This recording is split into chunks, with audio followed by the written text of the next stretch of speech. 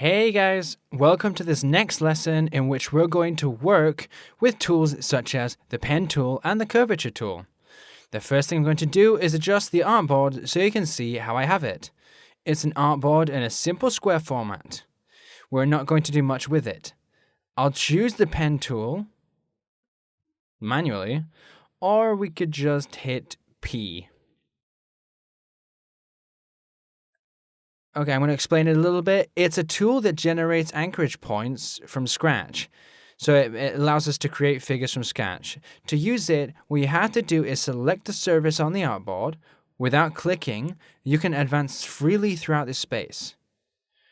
To create a stroke or a new figure, all we have to do is to make a second click while the fill or stroke are activated.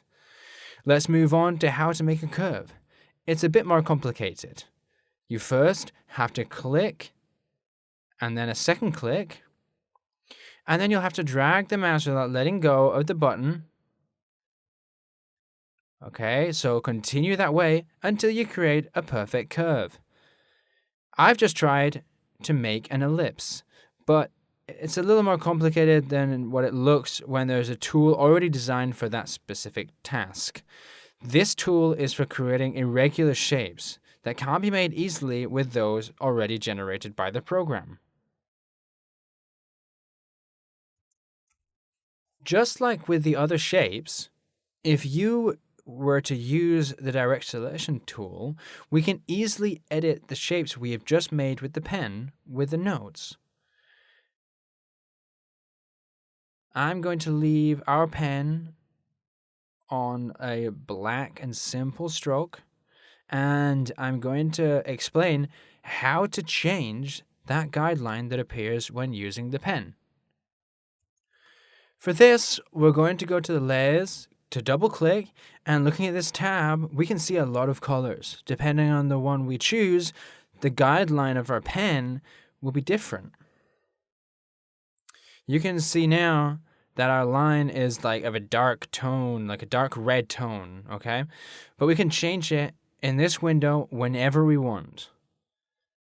I want to find one we can use in order to be able to visualize at home the work we're going to be doing.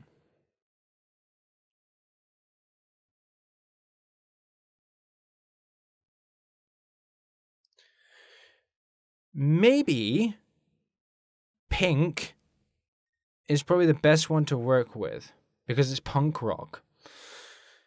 As you can see from our first anchorage point, we can move the pen to where we want to place our pen. All right.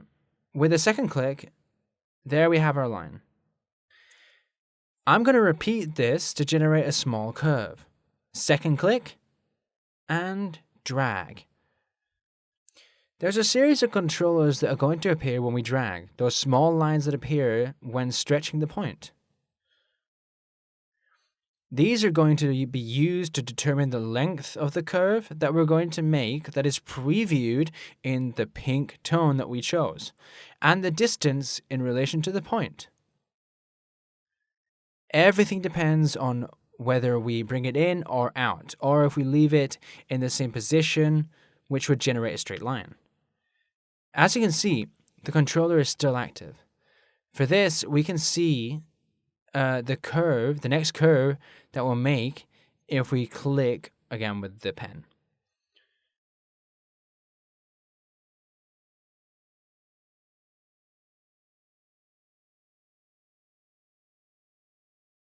Once we click again, we can see that we've created this curve that was previewed. Depending on the direction represented by the controllers,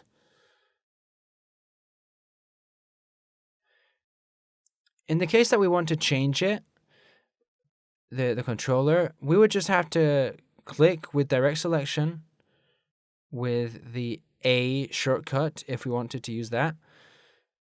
This way we can see the curve change without having to erase it. We can stretch and shrink the controllers as much as we want. Always remember that. It's up to you. Okay. What I'm going to do now is explain how to make the curves you want using these controllers. If we first establish a curve, we can see, as I explained before, that it shows up in this pink tone. In the preview before, we release our point and the stroke, and then it will show up in like a darker tone. As you can see, all we have to do to start from scratch, if we don't like what we've done, is just like click on the last anchorage point we made. This way, our stroke will be in a straight line, our next stroke. Okay. If we click again and we stretch, we can see that the curve has shown up again in our drawing. What I'm going to do next is to place a free use image that I got from the Freepik website to practice with the pen what we've just learned.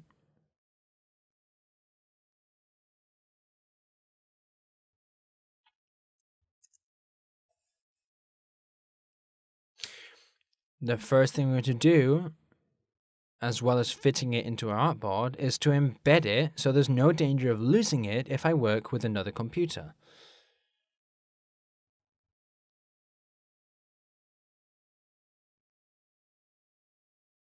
As I explained before. After, I'm going to fit the artboard to the photo that we've just chosen.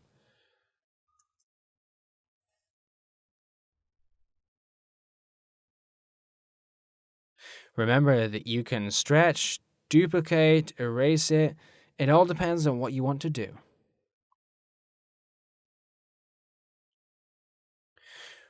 We can now do this in two different ways. I'm going to use the template tool that will position the image in a determined way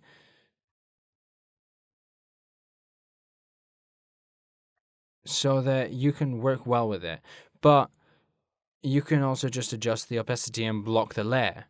To put it in template mode, we're going to click here in template, and then we're going to hit OK.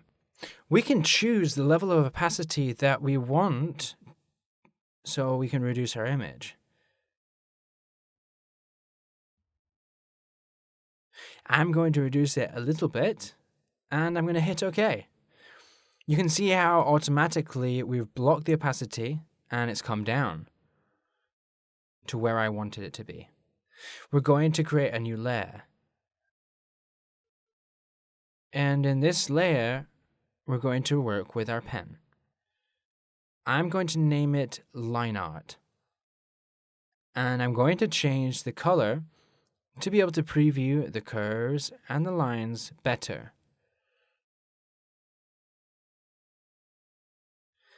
I'm going to zoom in just a little bit to work a little bit more comfortably with our image, and so that the curves can be done easier. Let's make our first click and a second one, and we drag with the mouse to generate our first curve. Now we can see the first difficult bit. As you can see, the controllers only create curves. To change it, the only thing we have to do is press Alt and click on the end of it to move the controller in another direction, so the curve goes in that direction, the one we want.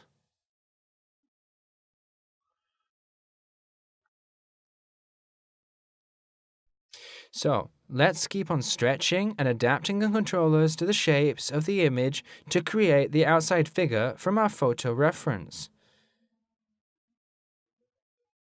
In this case, I chose this dog. You guys can practice with any image and,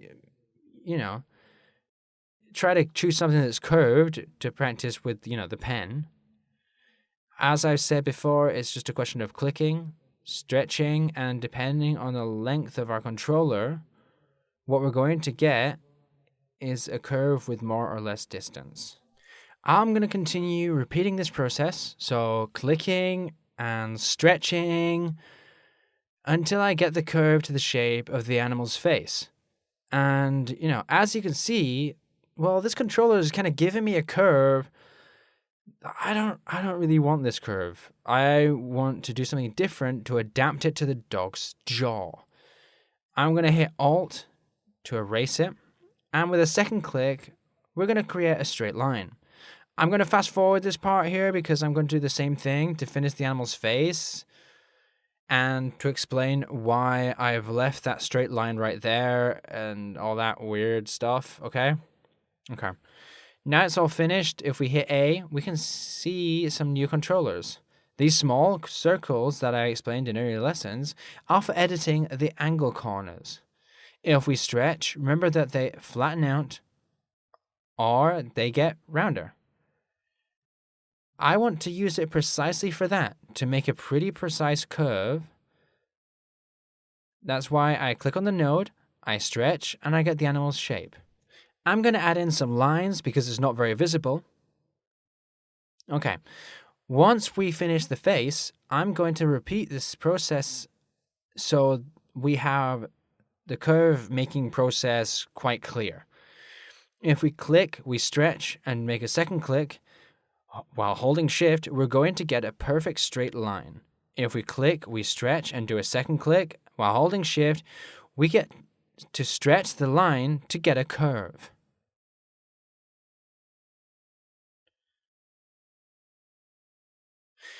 We're normally going to use shift for straight lines. If you don't keep it held, you can click in the area you want the curve is going to appear. I'm going to thicken the stroke and round off the corners. Okay, now we're on the topic of strokes. I want to show you guys that Illustrator has a number of pre-established strokes. Like this one, for example, that basically fine-tunes the ends or the edges. This one here that creates irregular shapes in the same stroke. Or for example, this one here. It has a few that are quite useful when working with a stroke we wish to give a bit more personality, okay? All right, so now that we have the external part of the dog's face, let's move on to the details, like the eyes or the nose. Okay, so now we're going to move on to the next tool I wanted to tell you about, which is the Curvature Tool. For this reason, I'm going to make this eye in a bit of a weird way at the beginning, just so I can explain it a bit better. Okay, so let's select it, and let's choose the Curvature tool, which is this one here. Let's go over the curve that we want to do, and we get a little point. We stretch this point by clicking, and we get this perfect curve.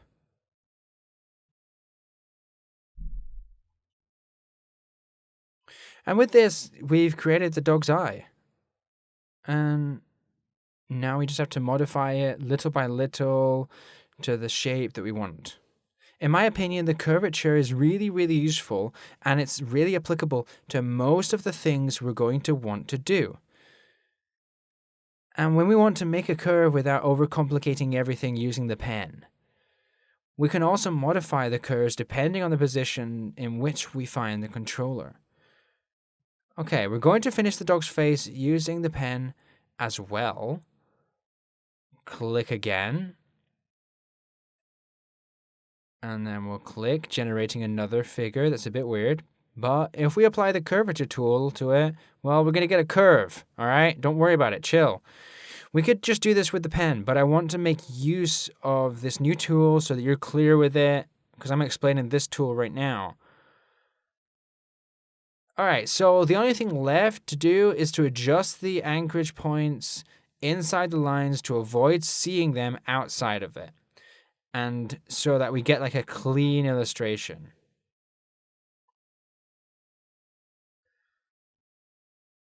So what I'm going to do now is just adjust these points to make them as similar as we can to the animal's eye. We just have to go little by little with the direct selection, the pen, and the alteration of these anchorage points to position them correctly. I'm not tracing the eye, but I want to make it look as similar as possible. Okay.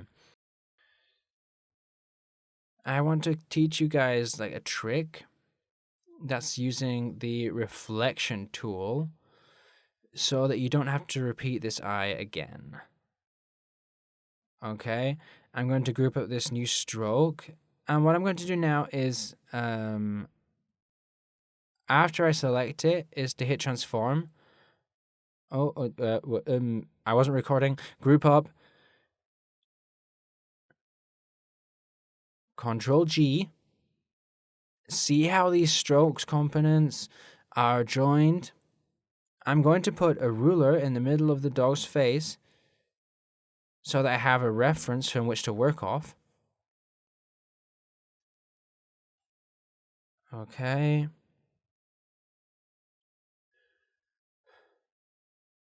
Alright, so after fitting that, what I'm going to do is hit O, which is like the transform shortcut, or I can just hit transform, reflect. That's the one we're going to use now. If we hit reflect, vertical, and we hit copy straight away, the eye is going to copy into the same position as the original. This is what we want to avoid. So what we're going to do is the same thing, but we're going to hit O, and pressing Alt, we're going to click in the place we want the eye to reflect on. If this time we hit copy, we see that with the ruler, the eye is further away from the original eye. The only thing we're going to have to do is to adapt it, to fit it. If we did this with more precision, we would have a more exact result. But, you know, art is never perfect. It's just a question of knowing where to place it. I'm going to finish the eyes from this point, adding the pupils and, changing the stroke to fill.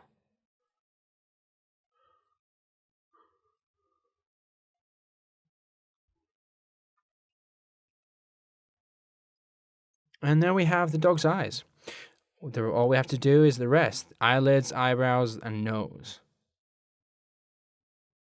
I'm going to repeat the transform and reflect part because it's a useful, comfortable instrument if we want to create a symmetrical illustration. I could repeat it, but we've always got the opportunity that there would be some kind of variation that we weren't happy with.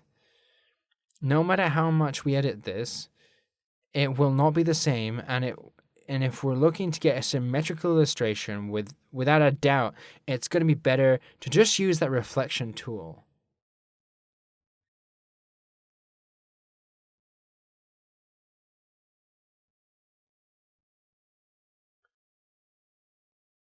Okay, so what I'm going to do now is repeat the process we followed with the eye. All right, I'm going to hit O and Alt, and then we've created a copy of the dog's eyebrow that I'm now going to fit into the image. Okay, all we have to do now are the eyelids, and I don't mind if they're not very symmetrical. All right, I'm going to put in some fill.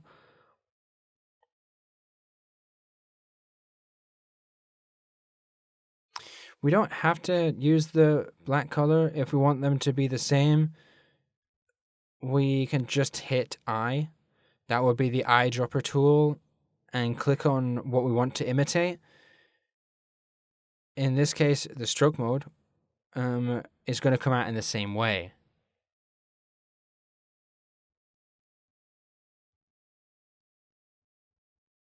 All we need to do is finish the rest of the dog. The last thing to do is the mouth and the snoot. The mouth is much more simple. I just have to make a slight stroke.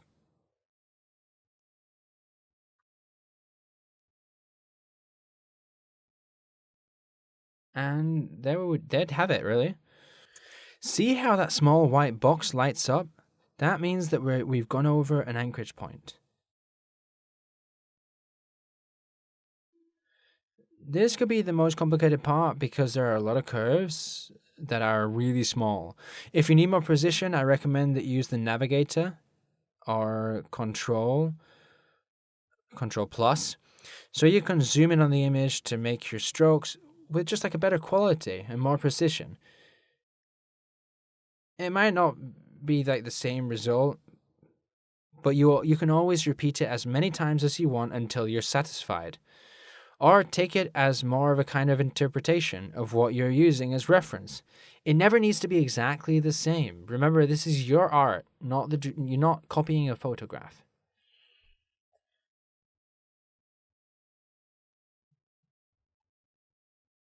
Okay. So when we're finished with this, we can consider this dot vectorization finished.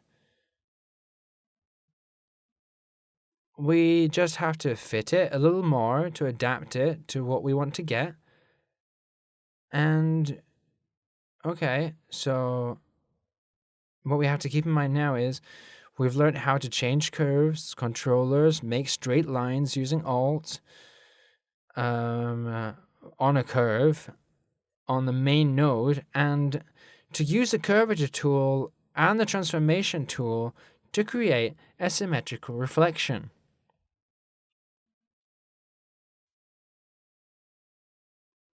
Okay, I'm going to leave this base kind of hidden. Clicking on the eye next to the layer, and this will be the result of the exercise that we've been doing. The next thing we're going to do is work on the color and the gradient tools and see what we can get in the next lesson. All right, see you next time. Bye, guys.